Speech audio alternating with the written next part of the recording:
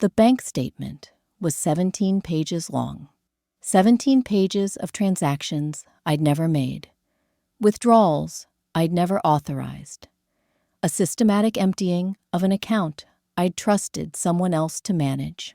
I sat in the base financial office, a young specialist who'd just returned from 26 months overseas, staring at numbers that didn't make sense. "There must be a mistake," I said. The financial counselor looked at me with the careful sympathy of someone who'd seen this before. "I'm sorry, Sergeant. There's no mistake. Your account shows a balance of $47.16. I'd left with almost $30,000 saved. 2 years of deployment pay, hazard pay, combat zone tax exclusions. All of it deposited automatically into the account my stepmother had promised to monitor. Just in case of emergencies," she'd said, when I gave her access before I deployed. "You never know what might come up." Emergencies. Is that what she'd called it? 2 years of emergencies that just happened to drain everything I'd earned? I asked the counselor to print the full transaction history. Every deposit, every withdrawal, every transfer. She handed me the stack of papers with that same careful look, the one that said she already knew what I was going to find. The first withdrawal was dated 3 weeks after I'd left the country. $500, then another $500 2 weeks later, then $1,000. Then the pattern accelerated. Withdrawals every few days, sometimes multiple times in a single day, bleeding my account dry while I was on the other side of the world doing my job.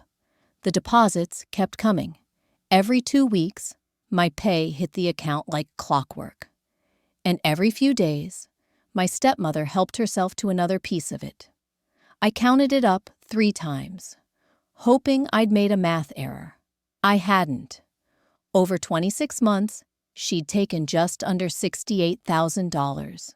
Not just my savings, my ongoing pay, my hazard bonuses, everything.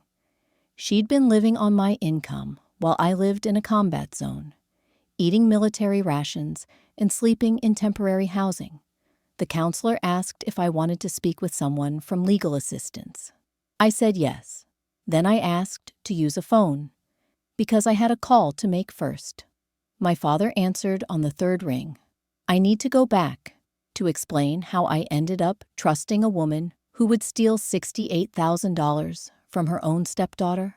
My mother died when I was 14. Cancer.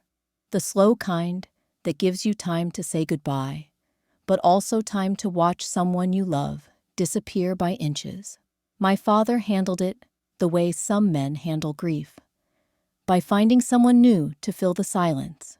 He met Diane at a support group for widowers, which, in retrospect, should have been my first warning sign.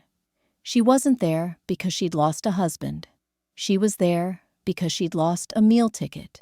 Her previous marriage had ended in divorce, and the settlement hadn't been as generous as she'd hoped. She was looking for someone vulnerable, someone grateful, someone who wouldn't ask too many questions about her past. My father was all 3. They married 18 months after my mother's funeral. I was 16, angry in the way teenagers are angry, convinced that he was betraying my mother's memory by moving on so quickly. Looking back, I think he was just lonely. He'd been married for 20 years. He didn't know how to be alone. Diane was charming at first. She made efforts with me. Shopping trips, movie nights, the performative gestures of a woman trying to win over a suspicious stepdaughter. I didn't trust her, but I also didn't have concrete reasons not to. She hadn't done anything wrong. She was just there, filling a space that used to belong to someone else. The small things started after I graduated high school. Comments about money, about how expensive it was to run a household, about how my father's retirement wouldn't stretch as far as they'd hoped. Suggestions that I should contribute more, pay rent, help with groceries. I was 18 and working part-time while taking community college classes. I didn't have much to contribute, but I gave what I could. When I enlisted at 19, Diane was enthusiastic in a way that felt off. She talked about military benefits, about steady income, about the signing bonus I'd receive. She asked questions about pay scales and housing allowances that seemed oddly specific for someone who'd never served. "It's wonderful that you're doing something with your life," she told me at my going-away dinner. "Your father and I are so proud." I noticed she mentioned my father second, like he was an afterthought in his own pride. My father was quieter about my decision.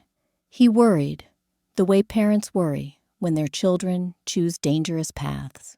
He hugged me at the airport and told me to be safe, his eyes wet in a way I'd only seen once before. At my mother's funeral, "I love you," he said. "Come home to us." I promised I would. I didn't know then that us would mean something different by the time I came back. Basic training, then advanced training, then my first duty station.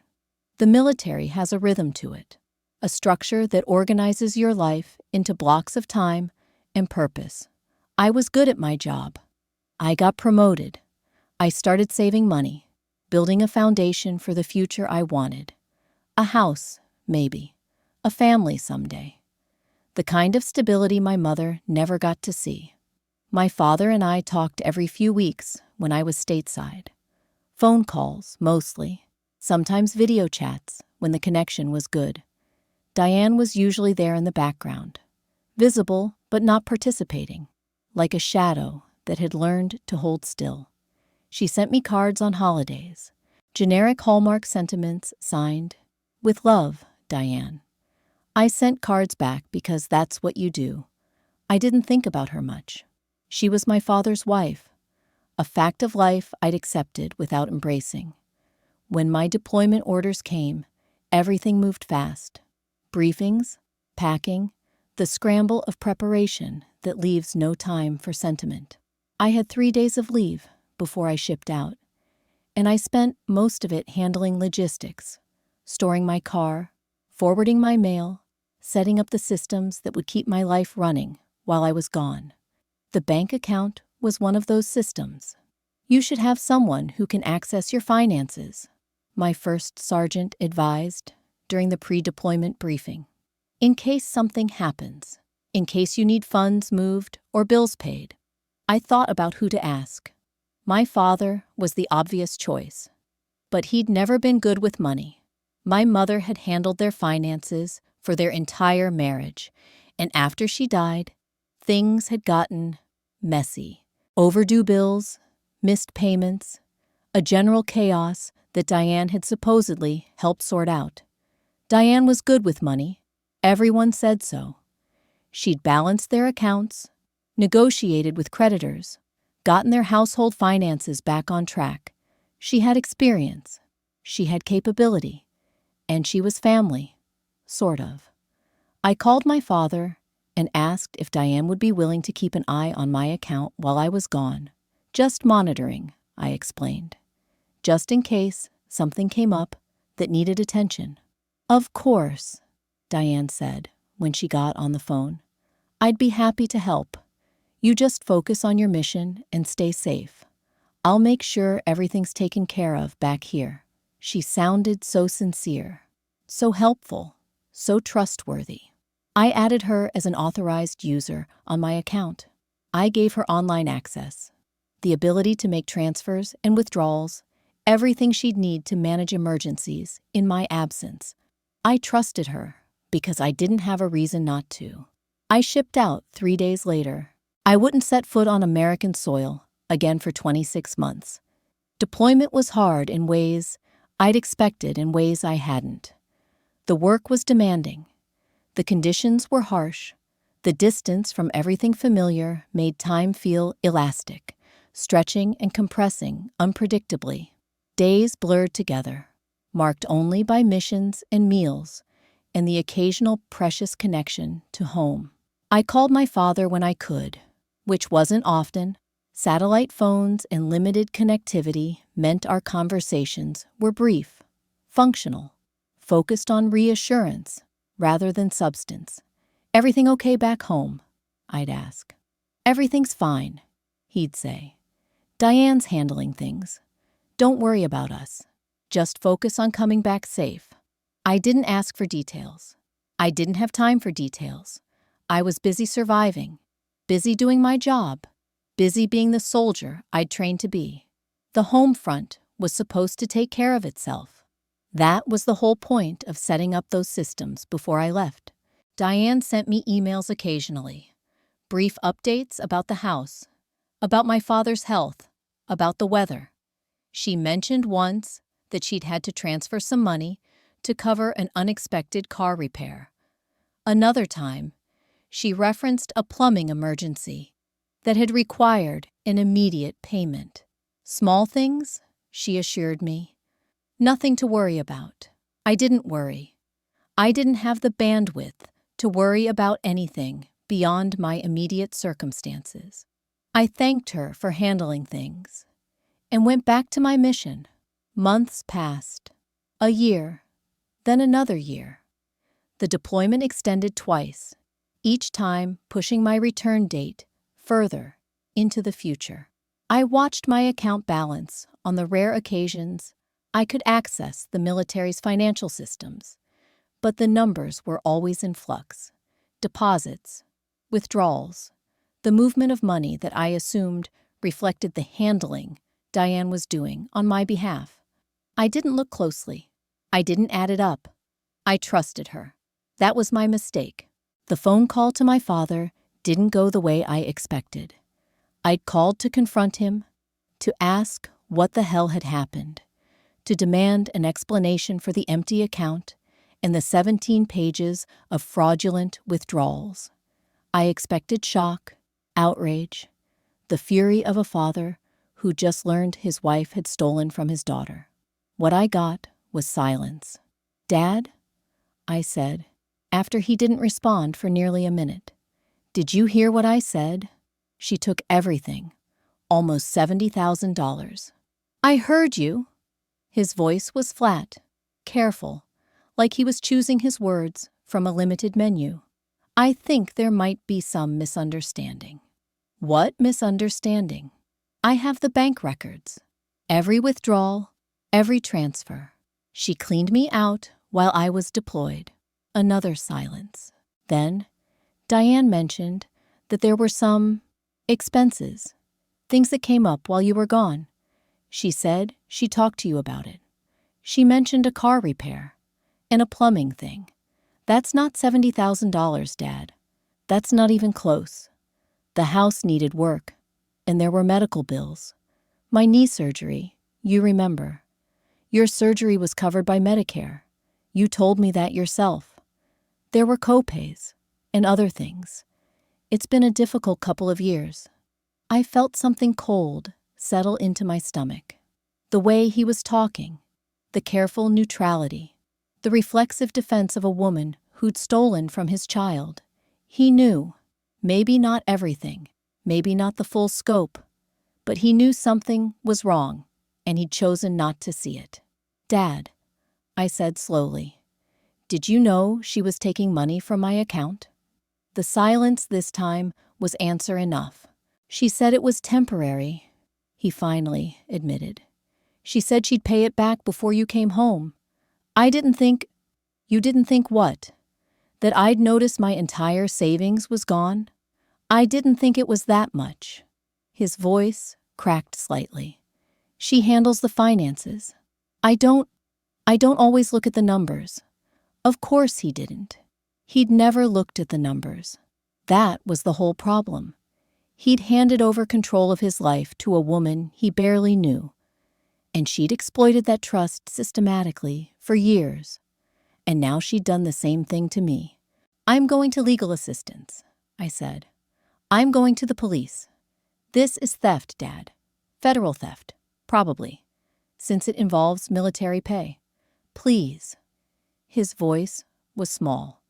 "Please don't do this. It'll destroy us. It'll destroy me." She destroyed it already. She made that choice when she stole from me. I'll talk to her. We'll figure out a way to pay it back. Just give us time. 2 years, I said. You've had 2 years. And she used every single day to take more. I hung up without saying goodbye. I couldn't listen anymore. I couldn't pretend that this was anything other than what it was. A betrayal, systematic and deliberate, enabled by a father who'd chosen his wife over his daughter without ever consciously making that choice. I went back to legal assistance and started the process of building a case. The bank records were comprehensive. Every transaction time-stamped, every withdrawal location logged, every transfer traceable. Diane had been careful in some ways and careless in others. She'd avoided taking too much at once, spreading the theft over dozens of small withdrawals. But she'd used ATMs near her home, stores where she shopped regularly, patterns that painted a clear picture of exactly who had been accessing my account. She'd also made some transfers to accounts I'd never heard of, smaller amounts, routed to names I didn't recognize. The legal assistance attorney flagged these with particular interest. Could be family members, he said. Could be creditors. Could be other victims she's helping to hide money from. Other victims? He looked at me with that careful sympathy again. This kind of systematic theft? It's rarely isolated. People who do this usually have a history. I thought about Diane's first marriage, the divorce that had supposedly left her financially desperate. I thought about how quickly she'd attached herself to my father, how seamlessly she'd taken control of his finances. I thought about all the times I'd heard her complaining about money, about expenses, about how hard it was to make ends meet. Had she been stealing from my father, too? Draining his accounts the same way she'd drained mine? Using his trust and inattention to fund a lifestyle he didn't know about? How do we find out? I asked. We look. With your father's cooperation, ideally. Without it, if necessary. I didn't know if my father would cooperate. I didn't know if he was capable of seeing what Diane really was, even with evidence laid out in front of him. He'd spent so many years not seeing that blindness had become its own kind of comfort. But I was done protecting people from truths they didn't want to face. Diane had stolen from me, and she was going to answer for it. The investigation took 3 months. Military legal, local police, eventually federal investigators once the scope became clear. Diane had been busy while I was overseas. Not just with my money, but with my father's retirement accounts, with credit cards opened in both their names, with a web of financial manipulation that extended back years before I'd ever deployed. The investigators were thorough. They subpoenaed bank records going back to the beginning of Diane's marriage to my father. What they found painted a picture of systematic exploitation that made my stomach turn. She'd started small with my father, just like she'd started small with me. A few hundred here, a few hundred there, always with explanations that sounded reasonable if you didn't look too closely. A medical bill, a car repair, an unexpected expense that required immediate attention. My father, still grieving, still grateful to have someone handling the chaos of daily life, never questioned any of it. Over time, the amounts grew. She'd opened credit cards in his name, run up balances, made minimum payments that kept the accounts active while interest accumulated. She'd taken out a second mortgage on the house without telling him, forging his signature, the investigators determined. Though my father's handwriting had become shaky enough after my mother's death that the fraud wasn't immediately obvious. By the time I deployed, my father was already in significant debt. He just didn't know it. Diane had taken over the mail, created online accounts he didn't have passwords to, built a financial facade that looked stable from the outside, while rotting from within. And then I'd handed her the keys to my accounts, too. The federal investigators were particularly interested in the transfers to accounts I didn't recognize. They traced the money through several layers of obfuscation. Shell accounts, prepaid cards, a maze of financial instruments that suggested Diane had done this before. They were right. A deeper background check revealed that Diane's first marriage hadn't ended in simple divorce. Her first husband had filed for bankruptcy 2 years after their separation, citing debts he claimed he'd never incurred. He'd tried to press charges, but the statute of limitations had run out by the time he understood what had happened. He'd been left with nothing but suspicion and destroyed credit. Diane had taken her settlement money, extracted under threat of prolonged litigation from a man who just wanted the nightmare to end, and used it to reinvent herself. New city, new identity, new hunting ground. My father was her second victim. I was her third, and based on the financial patterns the investigators found, there might have been others in between that no one had ever reported. My father's reaction to each new revelation followed a pattern: shock, denial, reluctant acceptance, then a desperate attempt to explain it away. She must have been confused. Maybe she thought she had permission. It was probably just a misunderstanding that got out of hand.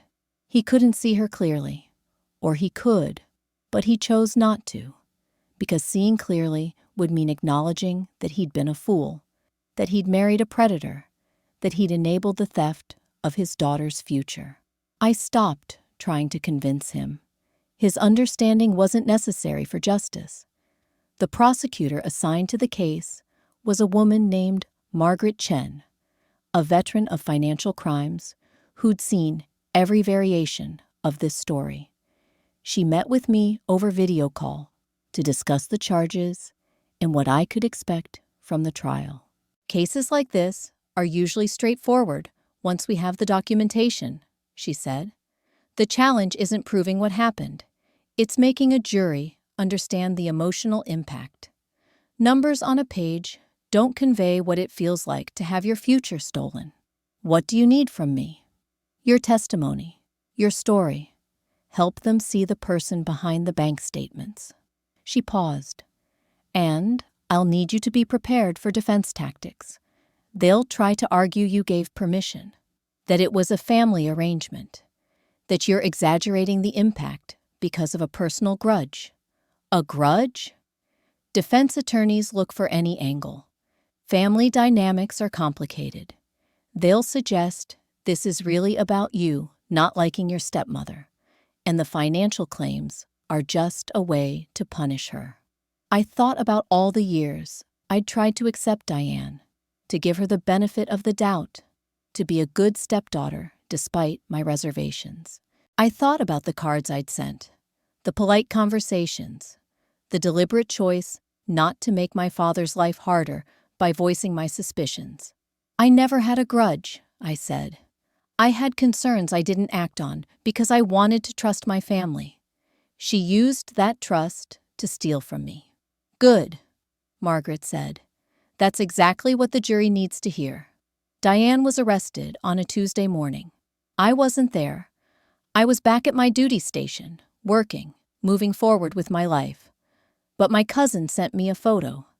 Diane in handcuffs, being led to a police car, her face a mask of outrage and disbelief. She'd apparently screamed that it was all a misunderstanding, that I'd given her permission, that she was being persecuted for trying to help. The bank records said otherwise. She was charged with theft, fraud, identity theft, and several federal crimes related to stealing military pay. Her lawyer tried to negotiate a plea deal, arguing that she'd pay restitution in exchange for reduced charges. The prosecutor declined. The amount was too high, the pattern too clear. The victim, a deployed soldier serving her country, too sympathetic. The trial lasted 4 days. I testified on the second day, via video link from my station. The screen showed a courtroom that looked exactly like the ones in legal dramas. Wood paneling, American flag. The judge elevated above everyone else like a referee at a boxing match. Diane sat at the defense table in a conservative dress, her hair styled differently than I remembered, her face arranged in an expression of wounded innocence. She'd aged in the months since her arrest. Or maybe I was just seeing her clearly for the first time. The charm that had fooled my father, that had almost fooled me, was harder to maintain under the fluorescent lights of a federal courtroom. The prosecutor walked me through my testimony methodically. When did I deploy? What arrangement did I make for my finances? What did I expect to find when I returned? What did I actually find? I described the 17-page bank statement, the $47.16, the dawning horror of realizing that 26 months of sacrifice had been erased by someone I'd trusted to keep things safe. "And what was the total amount taken from your account?" the prosecutor asked. $67,843. I'd memorized the number. It was seared into my brain. That's not counting the interest it would have earned if it had stayed invested, not counting the opportunities I lost because I had no savings when I came home.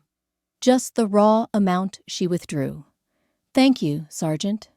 The defense attorney's cross-examination was exactly what Margaret had warned me about. He tried to suggest I'd given blanket permission for Diane to use my money as she saw fit. He implied that my military service had left me confused about the arrangement we'd made. He hinted that this was really about family conflict, that I'd always resented my stepmother and was using the legal system to punish her. I stayed calm.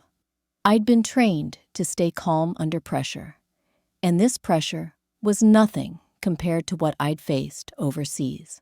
I gave her permission to monitor my account and handle emergencies, I said, my voice steady.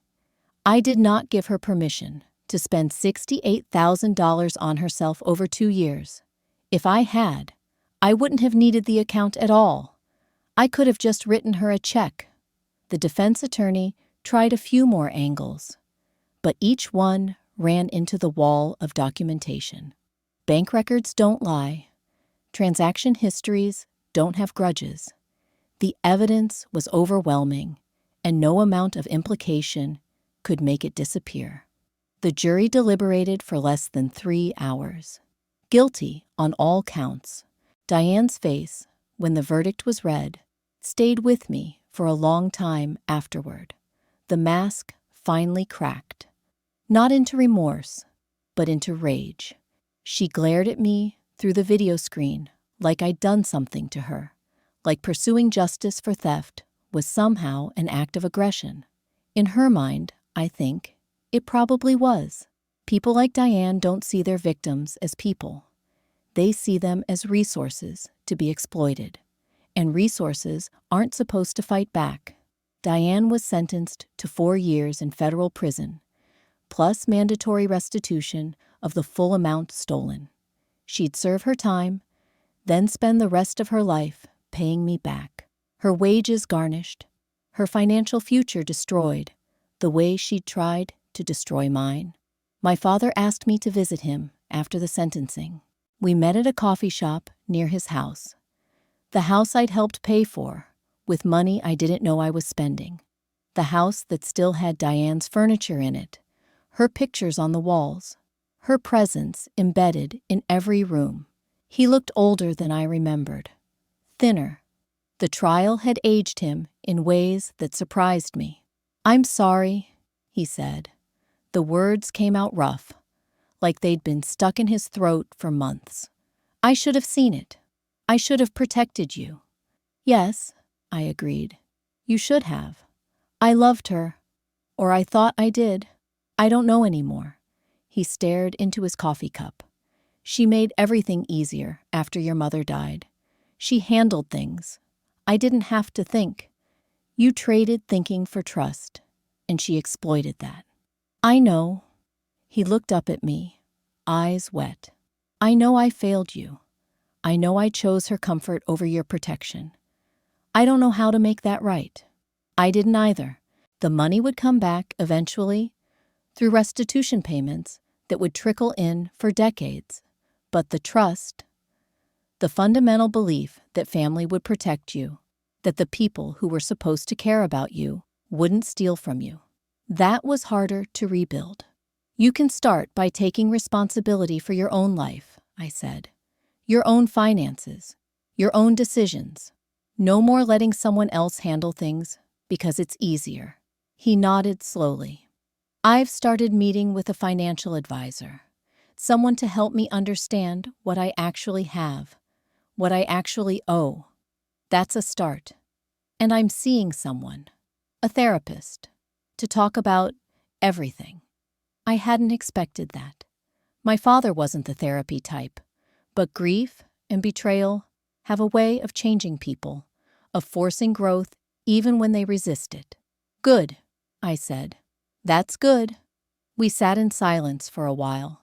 The coffee shop filled and emptied around us. The rhythm of normal life continuing, while we tried to figure out what our relationship would look like now. I'm not going to pretend everything's okay, I finally said, because it's not. But I'm also not going to cut you out completely. You're my father. That still means something. I'll take whatever you're willing to give, he said. However long it takes to earn back your trust. It would take a long time, maybe forever. Some betrayals leave scars that never fully heal. But I was willing to try. Not for him exactly. For myself. Because carrying anger is exhausting. And I had better things to do with my energy than stay furious at a weak man who'd made weak choices. The real villain was in prison. That was the justice that mattered. I rebuilt my savings over the next few years. It was slower the second time. I was more cautious, more aware of how easily money could disappear when you trusted the wrong people. I opened accounts only in my name. I set up alerts for every transaction over $25. I checked my balances obsessively, unable to shake the paranoia that had settled into my bones. The financial counselor on base helped me create a new system. Automatic transfers to savings accounts Diane would never know about. Investment accounts with two-factor authentication and security questions only I could answer. A paper trail so thorough that any unauthorized access would trigger immediate alerts. You're being smart, the counselor told me. But don't let what happened make you afraid to trust anyone ever again. That's another kind of loss. She was right. But it took me years to really hear it. Trust had been weaponized against me. Learning to extend it again, carefully, incrementally, with eyes wide open, was its own kind of recovery.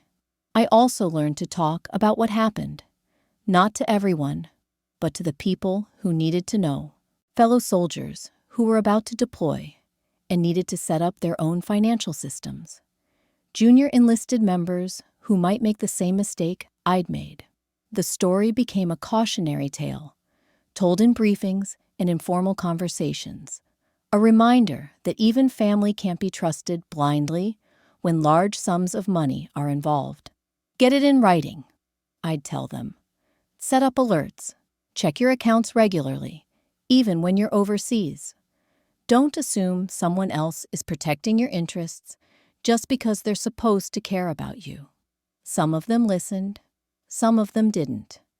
I couldn't force wisdom on people who hadn't yet learned why they needed it.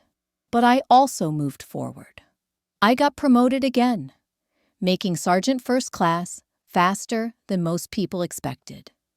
The experience with Diane had made me harder in some ways, but also more determined. I had something to prove, not to her, but to myself, that I could rebuild, that I could succeed, despite having my foundation pulled out from under me, that she hadn't broken anything that couldn't be fixed. I bought a small house with a VA loan, the first property I'd ever owned, the foundation my mother had wanted me to have. It wasn't much, 3 bedrooms in a neighborhood that was more practical than pretty, but it was mine, my name on the deed, my money in the mortgage, no one else's hands in any of it. The closing day, I sat in the empty living room for an hour after the real estate agent left, just sitting, just breathing, feeling the weight of ownership, of permanence, of a future that couldn't be taken from me because someone else decided they wanted it. My mother would have been proud. I thought about her a lot during those years, more than I had since she'd died. She'd wanted stability for me. She'd wanted me to have options. She'd worked hard for the little she'd been able to leave me. Money Diane probably would have stolen too, if it hadn't been locked in a trust until I turned 25. I made it, Mom, I said to the empty room. Not the way we planned, but I made it. I started dating someone who understood military life, a civilian contractor who'd worked on bases for years and didn't flinch at deployments or long separations. He proved trustworthy in 1,000 small ways before I gave him access to anything important. He never pushed, never asked for more than I was ready to give. Understood instinctively that my caution wasn't about him. We're still together. Not married yet. I'm not ready for that level of legal entanglement, even with someone I love. But we're building something slowly and carefully, with full transparency about finances and expectations. He knows about Diane. He knows why I check my accounts twice a day.